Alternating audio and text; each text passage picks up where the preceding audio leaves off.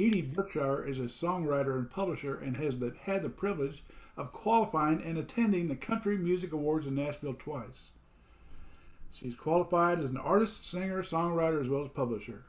She's had cuts that Woman's Point of View recorded by Janet McBride and had a song stolen by Loretta Lynn.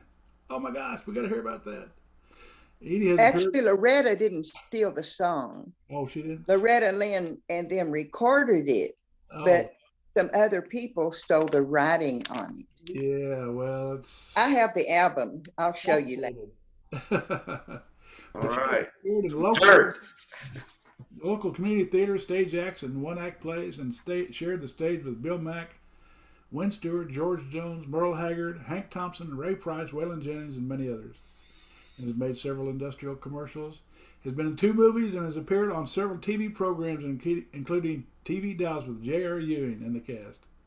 And she performs with her band Rolling Country. So I'm so proud and happy to introduce EDYE to us all. Thank you very much. Thank you. Thank you. You know, I am a little uncomfortable talking about myself. It sounds like you're bragging or you're conceited. And that's just never been the way I am. I've always been busy. But the best way for me to approach you is to just tell you the story. I'll take you on a journey of my life. And I grew up in a musical family. My mother's family all played music. And I grew up hearing the stories about how they would go downtown to Greenville, to the farmer's market, Greenville, Texas, to the farmer's market, or Sulphur Springs, to the corner, and would play music with their little kids. And during the Depression, they made more money playing music than they could in the fields. There was no jobs and was no work. And my grandpa always said it was amazing how people would pay for entertainment when maybe they didn't have but pennies or a nickel or a dime, but they made decent money by playing their music, and the kids played. So it was a family thing. And their last name was Young, and they were known as the Young Family Band. And my mother played guitar and fiddle. My grandmother played mandolin. My grandpa played guitar and fiddle. And my Uncle Bud played mandolin, and my Uncle Eli, that's his nickname, he played beautiful violin. And they played country music. It was bluegrass. It might be considered hillbilly back then. But Eli played the most beautiful, smooth music on the fiddle that we called it violin. And in our family, we say the difference in a violin and a fiddle is about $4,000. So anyway, either one sounds beautifully if it's done well. My Uncle Bud, played mandolin. And my Aunt Sissy, the youngest one, was a great fiddle player. She won contests all over, everywhere throughout her life. And they would tell stories when she was just a little kid, 4 years old, things that would happen on stage that would just cute a little kid that learning to be in the business. And anyway, I loved growing up, hearing their stories and being with them. And I actually loved singing with my family at family gatherings. My grandmother would always say, we're having dinner Sunday, you bring your instruments.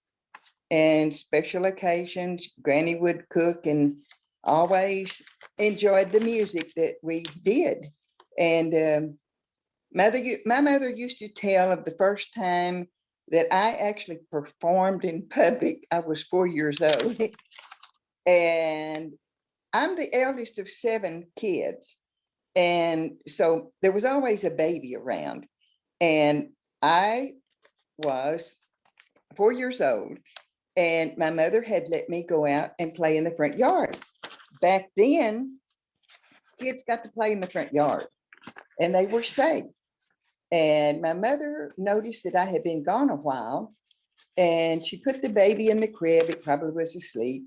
and she went to check in the front yard to check on me. And she noticed that I wasn't there. And she saw a neighbor running across the street toward the corner. And she looked down at the corner, and there were some people down there. And the neighbor yelled and said, "It's a little girl, it's a little girl." And my mother thought someone had been hit by a car or run over, and I was gone, and it scared her to death. So she took off running, and it was just a couple of houses down to the corner. And as she got there, there was a crowd of people around this, we would call it a well house, but back in those days, she said they had meter houses, like the gas meters might be in an enclosure, a little house of some kind. And so it was a meter of some kind, gas or water or whatever. And she said, I was up on that house singing "You Are My Sunshine." And I sang as loud as I could, and all those people were listening. And I sang "Jesus Loves Me." And they applauded and clapped and whistled. And she was able to get me down, and they thanked her and thanked me, and she got me back to the house. But she told that story so many times about how afraid she was that she thought I had gotten run over, when in fact I was down there standing on a little house, a well house or a meter house, singing. Anyway, my mother would put big bows in my hair. And during my grade school years, I was redheaded and freckle-faced. And my teachers knew that I could sing, and many times they would give me a long part to memorize. And I would get so nervous at home practicing on my parts and walking the floors and memorizing those long parts. And I would learn it. And I said, I thought they gave me those parts because I was ugly, redheaded, and freckle-faced. But I did learn them. And I said, they really did me a favor by giving these, making me learn those parts, because it taught me to memorize. So I could learn to memorize my songs. And as we were growing up and time went on in grade school, I was going to mention that during this time, my dad played an okay guitar. And he could play a little bit, but he didn't play like my mother's family did. And it was forbidden for any of us to touch his guitar. And he traveled a lot. He was gone. He was on the road. He was a pipeline welder. And so we were playing music at my granny's house one weekend. And we had the instruments, and of course my dad wasn't there. And my grandpa showed me my first 3 chords on the guitar, and it was G, C, and D. And I want you to know that every song I knew had to be sung in the key of G. And sometimes the notes were way too high, and sometimes they were very low. But I would sing those songs and play the guitar. And then when I would get with him again, he would teach me another chord or 2. And it opened up a whole new world for me, because I could change keys and play it with different chords. So that's how I grew to learn to play guitar. And then over time, I learned to play and back them a little better. And one day, my dad went and bought himself a new guitar. And it was a Sears Silvertone, prettiest guitar I had ever seen. And he bought a case and everything to go with it. And I asked him if I could have his old guitar. And right away, he didn't let me have it. But later, when he saw I was really interested in learning to play and the music, he gave me the old K guitar, and it was a treasure to me. And about that time, I started to grade school, and I was playing for assembly programs once in a while. And I asked the teacher if I could bring my guitar, and they said, yes, I could. And so then, of course, I played my guitar at recess after the program, and it just became a regular thing for me. And then as time went on, I was in probably the 7th or 8th grade of school, and there was a teen time program was the name of it. It was a TV show in Fort Worth. And some of you may remember this. This was Pat Boone. I'm sorry. This was Pat Boone, and it was called Teen Time. And he was a soda jerk and had the little white hat on and an apron. And he would sing some, but they always introduced others to sing on his show. And they took auditions. And so I was encouraged to go compete and sing. And I was in the 8th grade when I actually got on the program, and I got selected. So I was on the TV show, and it was black and white TV. And I won the contest. And I got a gallon of Foremost ice cream delivered to our house. I got a beautiful certificate, and I got a green radio, an electric radio. And I was so proud of all those things. And my Aunt Sissy had won several fiddle contests, and I was hired to in different bands with her.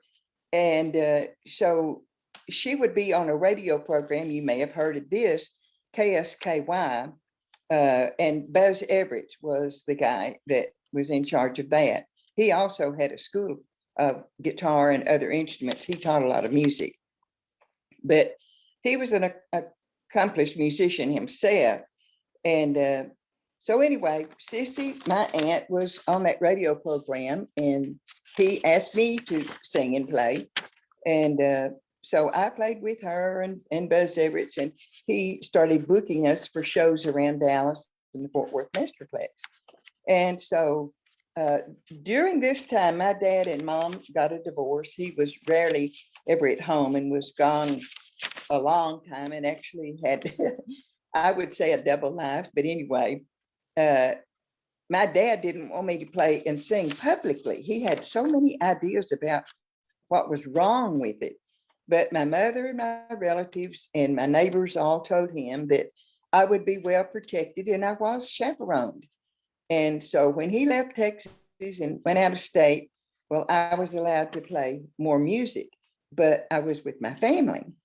And so the others on the radio program wanted me to accompany them. And so sometimes they would pick me up to go with them so I could play guitar to back them. And so we played several shows around Dallas. And then after a while, my mother moved to Dallas near Forest Avenue High School. And so we had several relatives in that general area.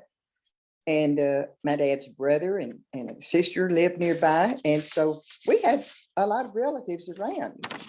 And we had a neighbor. Her name was Mrs. Wilson, that loved the Big D Jamboree. Now, by this time, I was in the 9th grade, and her name was Miss Wilson. And Miss Wilson told me and my mom that she would drive me and take me and my guitar to audition for the Big D Jamboree. And she said, I just know they would put you on the show. And so my mother was hesitant at first, and Miss Wilson said, I promise you, I will take care of her, and I'll bring her back. So my mother relented and let me go. And sure enough, I got selected. Now, this was when I was 9 years, or in the 9th grade, I think it was. And so anyway, I was real young then. And I was attending Forest High School, and I met some guys that had a little band, and we had assembly programs, and our choir teacher would have all the talent she could pull together for assembly programs. And part of the time I was in a group called Four Hits and a Miss.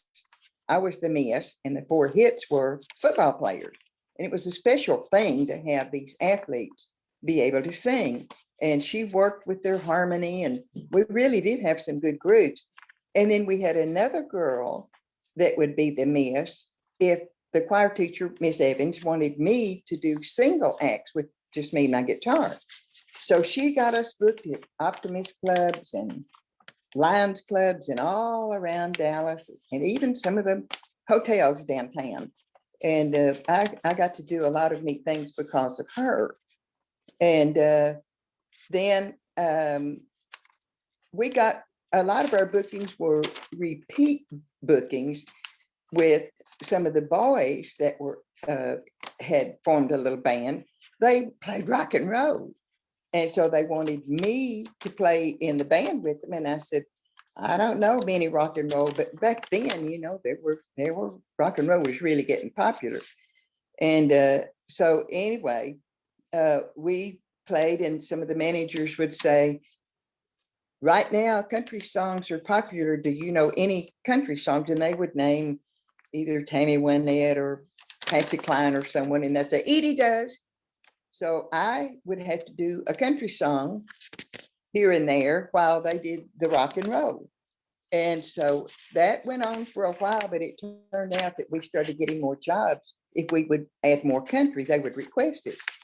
So anyway, after a while, that band dissolved. I don't even remember what happened to them, but I had yet met a young man, and we fell in love. And I was in the 11th grade, and Forest Avenue changed the name of the school, and they changed it to Total Black Kids. And so I did not want to drop out, but the kids scattered all over Dallas to Crozier Tech and different places. And so at this time, my aunt was playing at a club downtown Dallas called Diamond Gems. You may have heard of that. It was there a long time.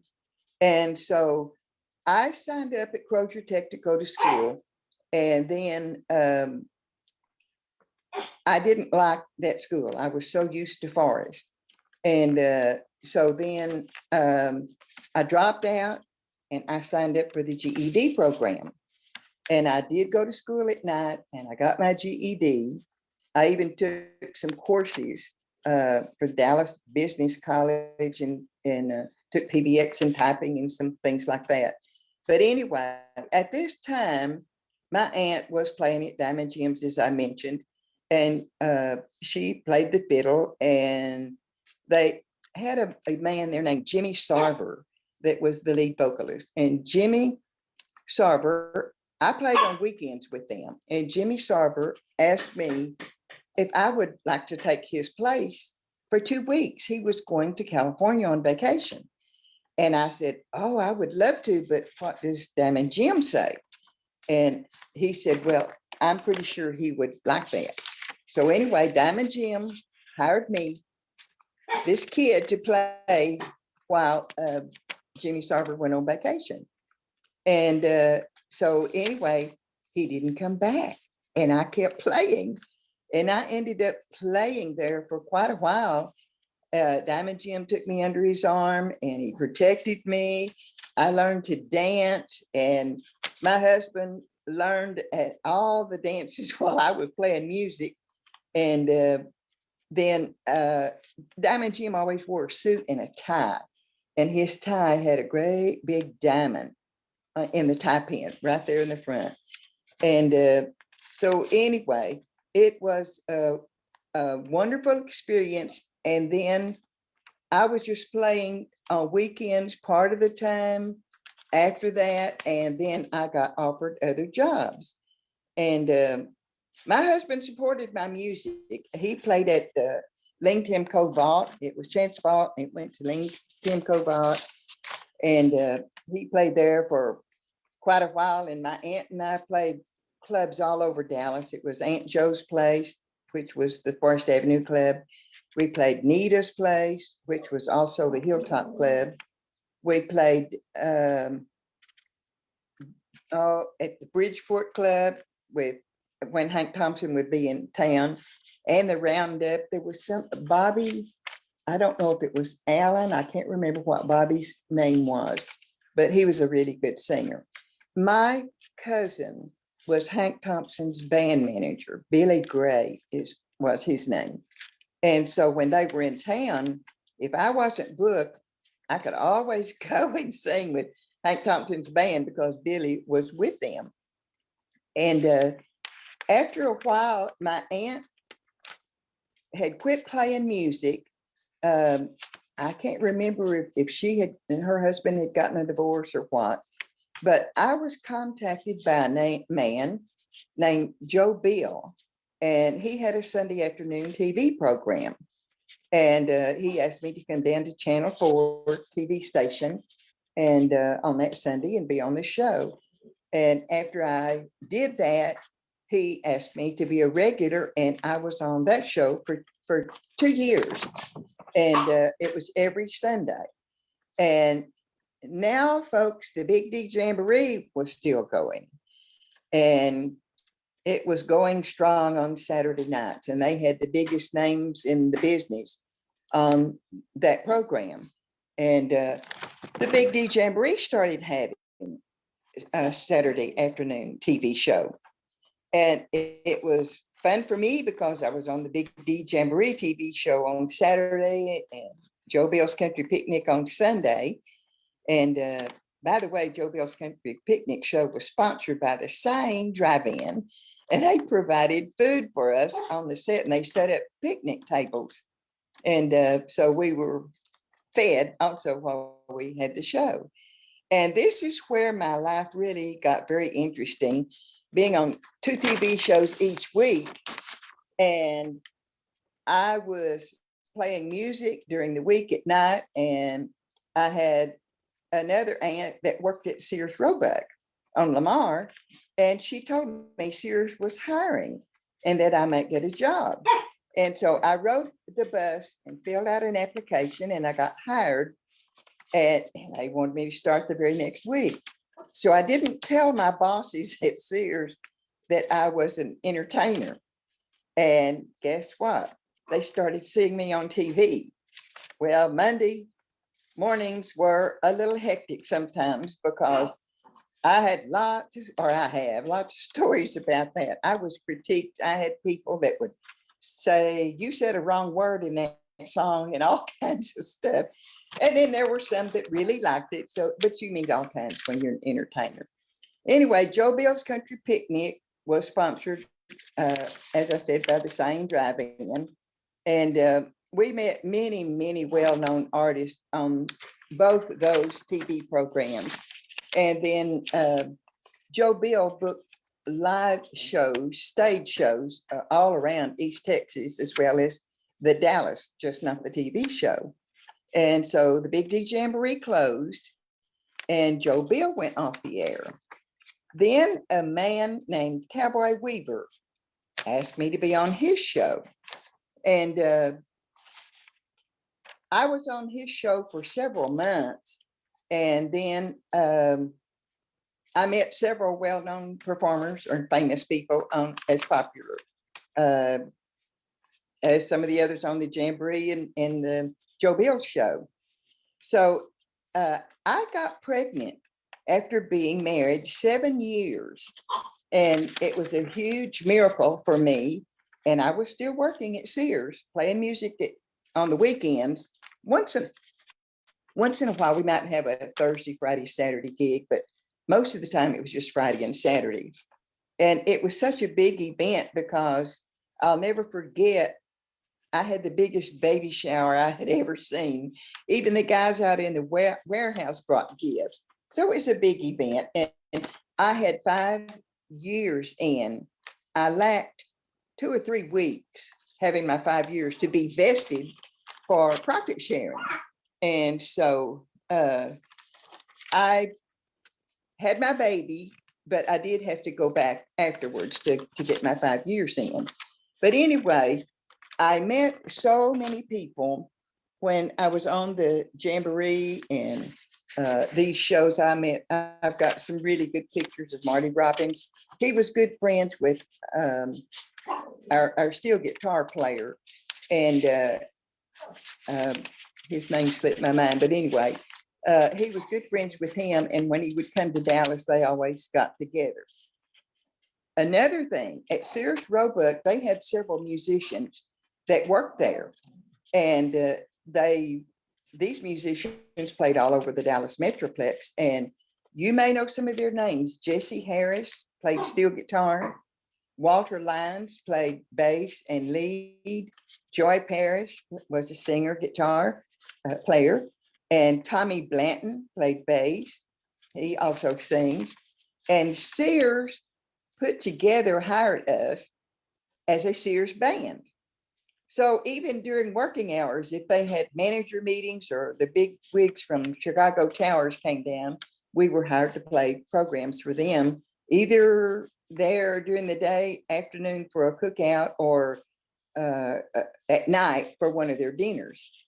But anyway, we had a very good company band. And about this time, I got pregnant with my second child, and I decided to quit my daytime job and stay home with my now 3-year-old boy and have my baby girl. And so I stayed home with my son until he was old enough to start grade school, first grade. And my little daughter was 3 years old. And my mother got killed in an accident. And my father came and got all the kids. And I had a younger sister that wanted to come and stay with me. And she was a teenager, and I persuaded my dad to let her come keep my kids for me in the summer. And she stayed, and it really did help me to keep some playing jobs for her, be a built-in babysitter. And later my sister got married, and she had a neighbor in Oak Cliff that had a house party, and they lived across the alley from her, and they asked her if they wanted to come, and they were going to be playing music. Their band was playing. So she invited me to go play, and or told them, and they invited me to come play. And so they said, sure, tell her to come on. Well, they hired me to play in their band. And so it became another whole different life, because we played together for 7 years. And once in a while we might change a musician here and there, but the core group pretty much stayed together. And then later on, these two brothers in the band had a falling out, and they split ways, and the band is dissolved. And drinking was some of the problems that they had. But anyway, the bass player and his wife were good friends, and her name was Linda. She worked at the Army and Air Force Exchange Service. And that November, I had told Linda that I might get a part-time job to earn some extra money for Christmas. And she said, well, I'll bring you an application. APHIS is hiring people. And she said, but if you fill this application out, don't tell them that you're just going to be working part-time. She said, they won't only hire full-time people, or you might get laid off after Christmas. And so she took my application back, turned it in to AD or HR, whichever it was, and I got a call to start work that next Monday. Well, I didn't tell them that I was going to work part-time. It was a good thing I didn't, because I didn't quit after Christmas. I stayed 21 years. And most every band I've ever worked with, all the band members just about had daytime jobs too. So I wasn't the only one. One time I was in a band that had 3 school teachers. They were very professional musicians, and they had their professional jobs. And I worked here at APHIS, as I mentioned, she got me that application, and I was there for about 6 months. And a lady there asked me if I was a member of the Country Music Awards Association. And I told her, no. I said, what is that? And she said, that is a TV program where they have entertainer of the year and songwriters and recording artists. And this lady wrote songs and even some play list stuff. And here at APHIS, they had a BTV studio, business television, and they made their own commercials to play for the stores around the world. And I did several commercials for them as well as Peggy Taylor Talent, downtown Dallas. But I did the TV commercials for APHIS, and this girl was wanting me to join the CMA or see if I qualified. And at that time, you had to have 2 or more songs published, played on the air, and they had all these restrictions or the reasons for you to join. And so I contacted them, and I was fully qualified. And I bought tickets for me and my husband to go to the awards and dinner in Nashville. And it was one of the most exciting things I had ever done in my whole life, because I sat right in front of Johnny Cash and June Carter and their son, John Carter Cash, and he had bright red hair. And I could hardly breathe because Loretta Lynn was over there on the other side, and all of these famous people. And we were just a few rows from the front row seats. And I could see all of these people. I was actually overwhelmed.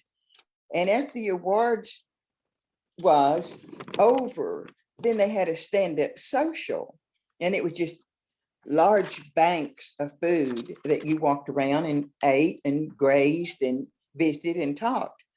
And I was with the biggest names and the best entertainers in the business.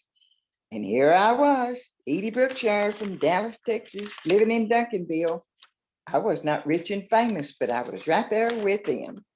And we played for several different things the years I worked at APHIS, for DOD, the Department of Defense. All of the government people would, when they came down, sometimes it was worldwide management. And we would play for them out on the East Lawn and various different things. And I had such good benefits that I got a lot of leave time. You could earn vacation leave. So when I got to go to the Country Music Awards, I would take vacation leave, and it was paid time.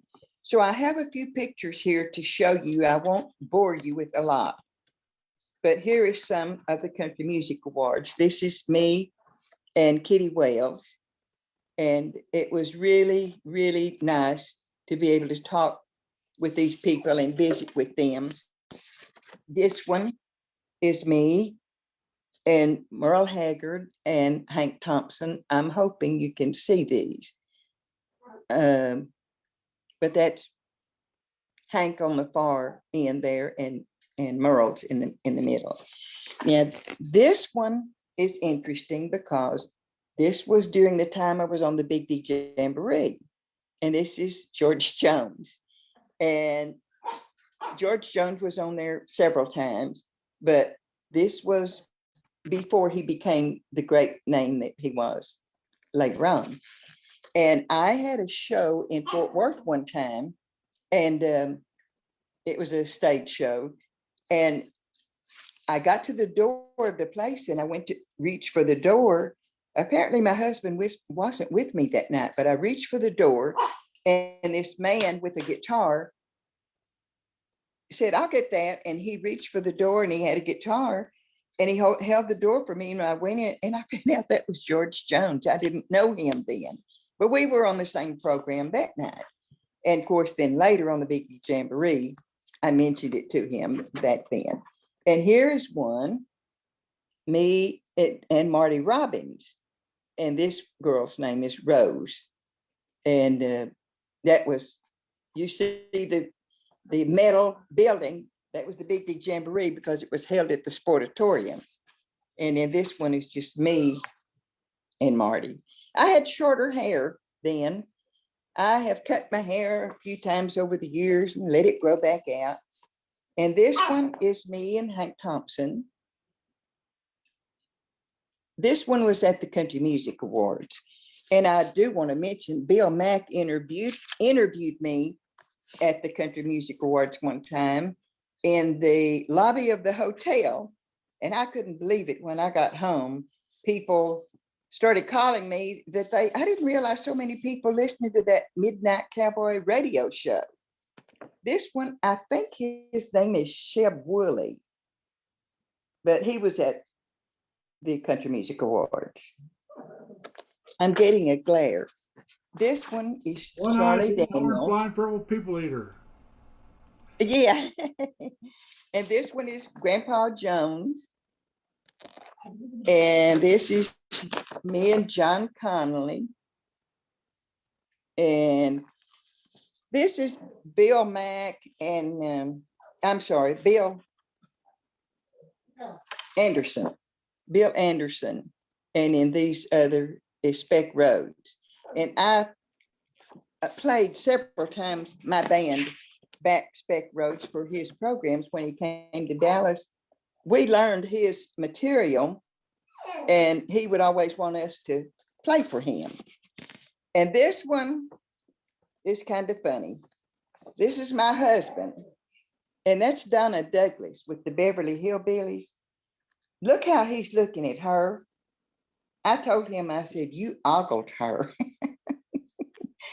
She was a beautiful lady and she loved country music. She was at the awards several times.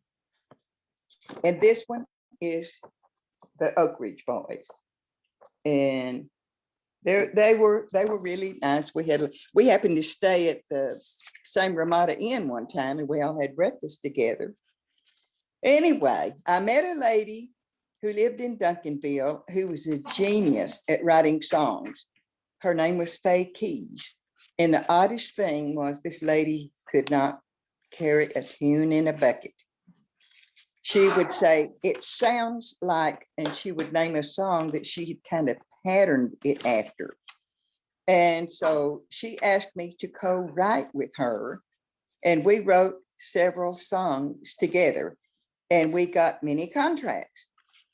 It's exciting to get contracts. Oh, every one, you just know someone big name is going to record it, but they don't always. And but anyway, I was on the Ron Rice TV show on Tuesday nights in Fort Worth at this time. And I met this gentleman named Alan Arnold. He's Eddie Arnold's nephew. And he did a lot of stage shows in the convention centers, the different municipal auditoriums around town. And he hired professional comedians and some very good bands to play for these and special guests. And I did 3 or 4 shows a year for him. And he drove up from Memphis to do these. And a man who played fiddle out at Langton Covert knew my husband and they worked together. And he told him about this club called the Western Country Club. And it is on Highway 287, I think, between Mansfield and Midlothian. And he wanted us to come down there, said, your wife could probably go to work there. Well, we went there that Saturday night and they called me up to sing and I got hired to be in the band there. Well, I stayed there for probably about 7 years, but it was just weekends. So I still had my job. I've always kept a daytime job. I was a wife and a mother, and I had one or the other, my sisters usually babysitting my kids. And I didn't have to worry about leaving my kids so much. And my husband had told this man, Howard, that worked at the country club, that I had played music, and that was how he came about asking us to come up there. And on Sunday afternoons, a lot of times we would have a family days, and the bands would take their families. And so it was like a family affair with the band members and their wives and the kids and everything. So it was a long time that I was there, and I still kept my job. And Faye Keys was very good. This lady that I co-wrote songs with, she was very good at peddling music. She really went all out to get her songs heard, and she and her husband would drive places. And so she was a tall lady and big and bold and straight to the point, but with a sweet smile and charming personality. And she made an appointment for she and I to drive to Mineola, Texas, to meet Jack Rhodes. And he had a recording studio there. And he published several songs for different people and did a lot of recording there. And he knew everybody in Nashville. And so we would take him songs, and in order to get them published, many times we split writing with him, or we gave him publishing. And that way he got a cut of the music that we did, but he was very good at getting it placed. And then there was Dewey Groom at the Longhorn Ballroom that helped a lot of people with their music, and Faye had done a lot of work with Dewey. And what Dewey did was he had a captive audience, because when a big name would play at the Longhorn Ballroom, they would go to his office to get the check, and he'd say, "Hey, I got a song I'd like you to hear." And he would play one of ours or someone's songs, and sometimes they would like it. People spent thousands of dollars on a really good demo to get a song heard by a big name. And it didn't matter if you split writing with a big name and it's just a filler on a CD, we got the same amount of money. And so anyway, Dewey and Jack Rhodes had a difference of opinion about music. What one didn't like, the other one would. And it was very interesting how one would turn it down and take it to the next one. And yeah, I like that. And so a lot of times they got songs placed for us. And he would play 2 or 3 songs for them while they were in his office. And I started teaching guitar about this time. And I didn't know, and still don't know, everything, but I knew more than average. And I pulled the information from 3 or 4 books, and I wrote my own version of it. People came to me to learn to play and sing. And I didn't spend 3 years on music theory. I sneaked theory in as we went along. And so I had a lot of people that would bring their kids, or sometimes a husband and wife, sometimes father, daughter, just all ages that came to start learning guitar about this time. And all of these things were intermingled. If my story sounds mixed up or jumbled, my life was or is. And all of this happened sometimes at the same time, one thing after the other. It might be there a while and leave and then go back and play again. It was things like that. Right now, I'm going to show you some promotional pictures that different ones have made. Sometimes it was a manager or some advertising, but here is some of just me that were some of my promotional pictures, and for various different things. And this is that band that I was with 7 years, the True Country Sounds. I ended up being the lead vocalist and doing the MC work for that group.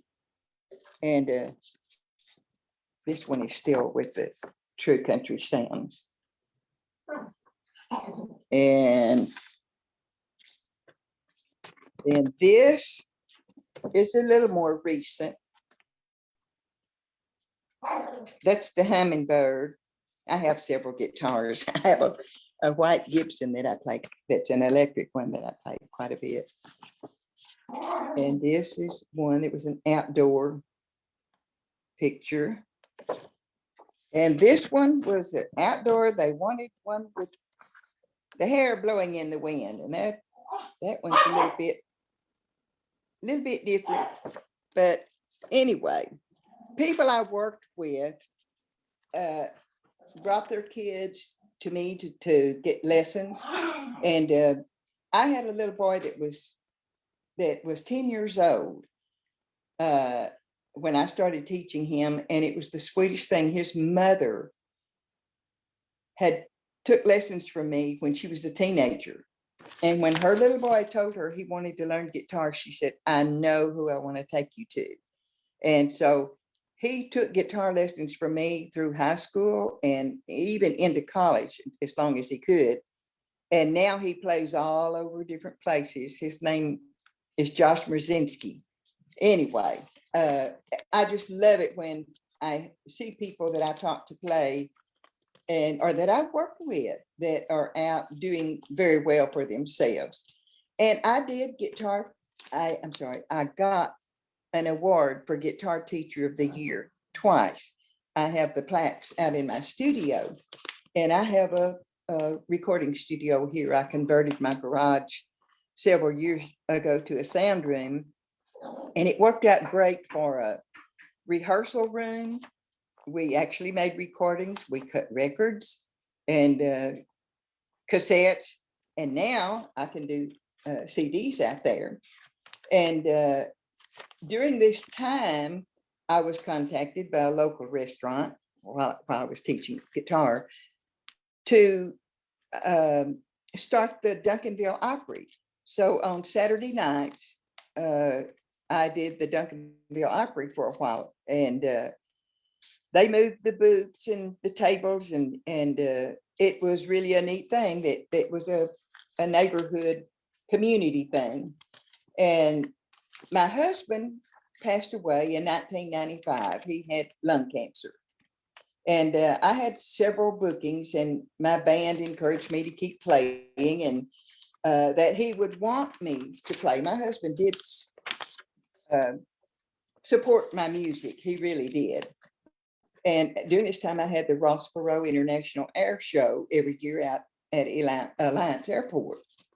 And so they talked me into keeping our contract and for me to play, because he hadn't been gone but about a month, I think it was, or two, when this booking came. And so I played 5 years for the Ross Perot Air Show. And it was pretty funny because the Russians didn't speak English, but they would have these red flight suits on, kicking their feet up really high kicks, do it to the Cockney joke. It was funny. But anyway, I was invited to go to Branson after I retired from the Army and Air Force Exchange Service. And I went with a group on a bus trip. And my trip director got me called up to 2 or 3 places while we were on that trip. And I sang with Barbara Fairchild, and her husband played lead guitar, and he played in 2 other bands around the city that week. So we got to see him at other places too. And I really enjoyed the trip. Then later, my son, Dale, my only son, died in 2013. He had prostate cancer, and he was 45. And the doctors are saying, the medical doctors are not sending young men soon enough for prostate exams, because had his been discovered at 40, they could have saved him. But anyway, he died on my birthday, and my birthday will never be the same again. And my husband and my son both loved a little acreage a farm that we had bought up in Oklahoma, and it's called Oleta. Well, all the music still continues on up there. There's churches, there are picking on the porch. Downtown Antlers is one program. And we bought this little place next door to my brother. I'll back up here and clear this up. We bought this place, and we took possession in January. My husband and I got sick with bronchitis in February, and that's when they found out he had cancer. So he only lived 5 months, and he passed away in July, and I just kept the little farm. And so my son loved it. The kids all loved to come up there. And my son came to visit the farm until he became so sick he couldn't travel anymore. And he passed away in 2013. So in 2014, I started playing Downtown Antlers, Oklahoma, at Picking on the Porch in the Heritage Building once a month on Friday nights. And I was playing music with friends around the area and decided to start something out at my place. I had all this acreage, there's 40 acres with deep woods, 3 acres around the house. And it had really nice trees for shade. And it was a good place to have a cookout and play music. So a friend of mine told me about an acquaintance of ours. His name was Charlie Gibson. He owned a trucking company. And he said, you need to talk to Charlie. You're talking about building a stage up there. Charlie's going to be selling these trucks, and he will make you a deal. Well, consequently, I had been singing at a cowboy church occasionally, and Charlie was a member of that cowboy church at the Mesquite Rodeo.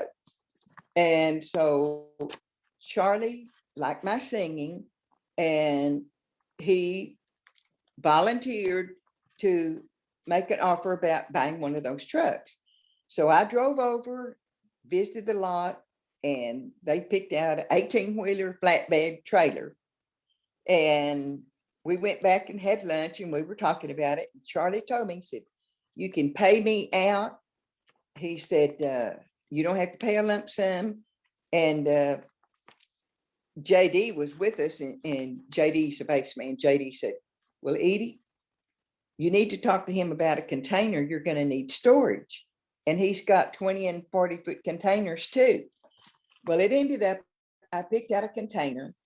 He got this big crane to pick up the container, set it on the trailer, and they made plans to deliver it to me. Well, by the time they could deliver it, they noticed that the trailer was outdated, didn't have the current permits and everything to be over the road. And it was outdated, and they delivered it to my place at 1:30 in the morning. So I got the trailer in the container, and it was muddy and raining, and the driver dropped it off and he left. Well, I called a friend in Antlers, Oklahoma, who had 2 big trucks, and they came out and pulled the container off and put it where I wanted it, and the trailer, and took the wheels off. So now in Oleta, Oklahoma, I have a 53-foot stage that the band boys made it 12 feet wide. So it's 12 feet by 53 feet long. And we play music up there. And we play gospel and country grass. And it's called, I trademarked the name through the state of Oklahoma. And it's called Big River Music Fest. And it's gospel and country grass. And everybody brings finger food, folding chairs and coolers. And we don't have alcohol at this one. Several churches are represented, and some singers and musicians and choir people. So we just keep it family oriented, and I don't charge people to come to this. and it's to support the community and local musicians and singers. And I wanted to convey to you the importance of living your life and do your songwriting and playing and singing your songs. I proved to a whole bunch of people they were wrong that gave me pep talks when I was young, that my marriage wouldn't last, and females just couldn't be entertainers and do both. And I was a wife, a mother, a homemaker, and I had a job the whole time. I put in 16 years at Sears Roebuck, 21 years in at APHIS, and my kids both have college education. I got my BA degree in 1992.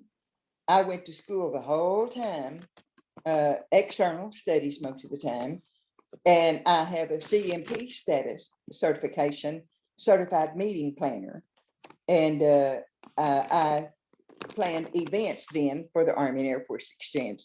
They had product training seminars, manager meetings, and expos, all kinds of big meetings. So I proved that you can do both, stay honest and be fair to everyone that you work with. You never know who you may meet entertaining or by writing a good song that they sing or they like to hear you sing. I've been on radio, TV, I've made records, CDs. I've been to Nashville several times. I've been to Branson. I've been made commercials. I've been in 2 movies. I've been with the biggest names in the business, but I'm not rich and famous. I do what I love to do. I love music. I love good songs, and we keep doing what we love to do. It makes your life happier. And don't quit just because you didn't make the big time. Do what you love to do. And happiness is really your own responsibility sometimes, but be yourself. Overnight successes happen, but they don't happen often. But it does happen. And if you are, you're very fortunate and lucky. But most of us, you are enough just as you are. And small things make a big difference, and sometimes to other people. And I'm saying for each and every one of you to go on and keep writing. And I am extending an invitation to you to come to Big River up there at Oleta. I think we could have some writer workshops, or we could sit around the campfire and you get on the big, you could tell people you were on the big stage. It's 53 feet long. But anyway, I converted my garage, as I mentioned, to a studio. And I had some water damage from this big freeze we had. And I am in the process of getting the restoration company come and replace the carpets and all that. All the plumbing has been fixed, and I did have some speakers and some amps that got wet. But anyway, you're welcome to come out here sometime. But in Oklahoma, I have fire pits, barbecue grills, picnic tables, and I do have a sound system. We have plenty of room outdoors. And I want to show you here the records we mentioned earlier. This is just some CDs of my band that were a gentleman used to record us quite a bit. He has since passed away, but this is some CDs he'd make of our live shows. And this is my Christmas album. And this is just one of Edie's favorites. It's a mixture of songs.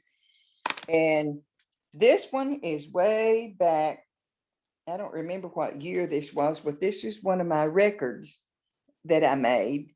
And I wrote the songs on here. We run that in a band contest. And then here's one, Faye Keys and I wrote this one. I sang this one today. The Lavender Veil is on this record. And this one is one called Yodeling Back to Me. I won a contest with this one. It's a yodel song. I mentioned earlier about some of the contracts we had gotten, and this one's Red Savine. And I'm looking to see which one. Oh, this one, the title of the song on this one that he did, he really liked it. It Happens Every Night, but Not at Our House. And that's the song we wrote on that one. Now, this one is the one that Loretta Lynn and Ernest Tubb recorded, but I need to clear that up. They didn't steal anything from us. This song was, I worked on the song with Faye Keys and a man named Larry Grounds. And somehow or other, when it got to placing it, I noticed that they had split the writing or the publishing with either Jack Rhodes or Dewey. But anyway, they gave me an album. So I got a copy of the album, but I didn't get royalties on this one. And I have a book here that was given to me last October by Quite Surprise. You can see this is a big binder. And these are pictures of me from various different years and different places. I have a cousin that lives in Louisville, Texas. His name is Buddy Young. And he's been into genealogy and ancestry for many, many years. I did not know that Buddy has been doing research on my life all for some time. And last October, he presented me this big binder with stuff he had checked on my life all the way back to high school, the programs and the nursing club and all the stuff. I played baseball too. He was in all of these things, but he put in this big, thick binder here. And here on this page is the sweetest message that he wrote, dedicating it to me. And if I ever see you, I can show this, but I won't bore you with what all is in it. But I just felt that was such a sweet thing for him to do. And I appreciated it so much that he cared enough to do that. But he just feels that I've done more with the music business than anyone in our family. And he's very proud. But as I've said, I'm not rich and famous, but I still play and I still enjoy it. And I think we all should. And we do have choices. And I want to say in closing that I have every reason, as a lot of people do, to be depressed. I could be grieving. I could be mourning. But I choose to play music and write songs and to be around people. That's what helps me. And folks, we do have choices. And if you choose to be around people and do the right thing and choose to be kind and choose to be happy. And if you have a get together later on, well, I would love to meet with some of you in person.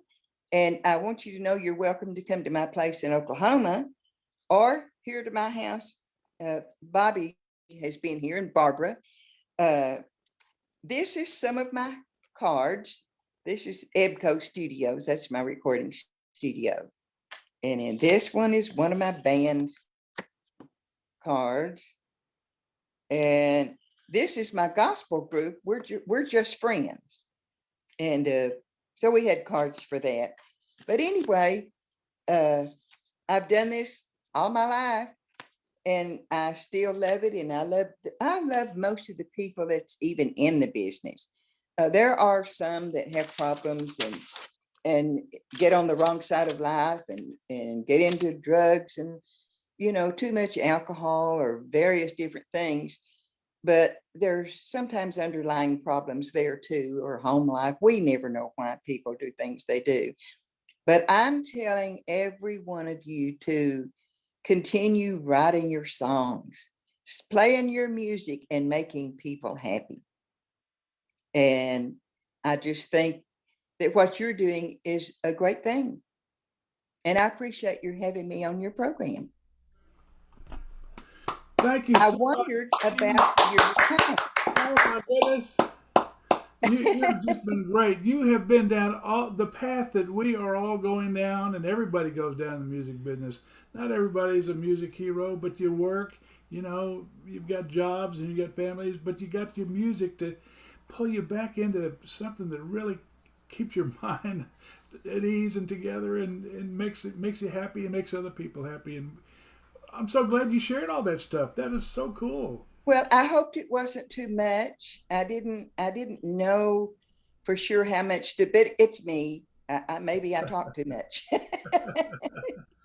Well, but you've been but an it's interesting really the person. truth. And if it helps someone else, I say don't give up. Just keep doing what you love to do. Yeah.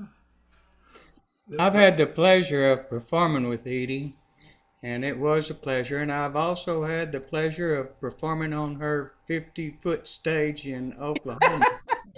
And Yeah. it's situated in this lush meadow. There's a little pond on one side. People come out there with their motorhomes and campers and spend the weekend. She does this the first weekend of every month, I think. Is that correct? First Saturday every First month, Saturday. April through October. And she touched on something that we have talked about a few times. Said, you know, you guys come out and have a workshop or whatever you want to do. So I think that's I appreciate that, Edie, and we may want to take you up on doing a workshop out there because it's such a wonderful place. I mean, Thank it's I don't know how big that place is, several acres, but she keeps this meadow groomed. I mean, it's mowed and it's groomed, and there's some nice shade trees around the place, and then that little pond, and then they have cookouts there, and it's a great setting for a workshop if we get that far with it. But treat yourself, take her up on her invitation, and go out there and play on that stage. It's wonderful, and such great musicians. I mean, they're you. many of them are kind of like me. They're a little long in the tooth, but they're so talented. Every one of them has a story to tell you. I'll bet. Where is it exactly? Where is that? It's in Oleta. Where is it? It is 17 miles from Hugo, Oklahoma, and 19 miles from Antlers, Oh, so that's and in it's southeast Oklahoma. southeast Okay. Oklahoma. It's far, about 45 minutes from Paris, Texas, Gotcha. and it's 40 miles from Beaver's Bend. Everybody Well, knows of about course. Beaver's Bend. Well, it's a beautiful place, and I think we should consider maybe doing a workshop or just putting several of us together and making that What? trip. Yes, it's getting out of the city. People from up here that drive there, it's 2.5 hours from this house to that house. And I've been doing it now 25 years. Hmm. And my car knows the way. But anyway, we cook out, we hang out, we play music, or we just visit and talk. And as I mentioned on Facebook this last week from the event we just had, they were storytelling and some big lies, I'm sure. But it was good. We had a wonderful, wonderful time together. This past weekend was your first show for the year. No, April was first. Oh, We was it? started April. Oh, Yeah, last month was the first one. Yeah. Well, But that is take wonderful. yourself to a weekend trip and head out there to Antler, Oklahoma. I keep saying I'm going to, and I'm going to again. That Well, one I thing, have a good rate at the Highway Inn in Antlers, Oklahoma. Is a really nice motel hotel, and it's right across the road from a Choctaw casino. Now, it's not as big as Durant, and it's not as big as Windstar, but it's a really nice little uh, casino. And my brother won $700 last weekend, so he was happy. And they have a coffee shop. The hotel provides breakfast, but I paid the manager a visit and asked if he would give our Big River attendees a discount. And I told him I had 9 rooms rented there at that hotel. So I named over the names, and he started pulling out the papers. And sure enough, he saw that I did have. And so I left my cards with him so that if someone mentions Big River, they'll get a discount All with right. their. And then the Budget Inn is not as fancy as the Highway Inn, but it does have nice clean beds and showers, and you don't get the continental breakfast or anything. But the church people, First Baptist Church has taken bands and caravans of people before, and they stayed at the Budget Inn, and they said it was fine for them. So it's just, I don't tell people where to stay, but we do have 2 choices there. All right. Well, that is so nice. That's so great, and we love to hear your stories. I love to hear those stories of your early years. Oh, 'Cause everybody has got different ways they grew up, but it winds up being kind of similar. yeah, We're working and writing music at the same time. It's great. yeah. The times and things were the same for most everybody during that time, that era. Yeah.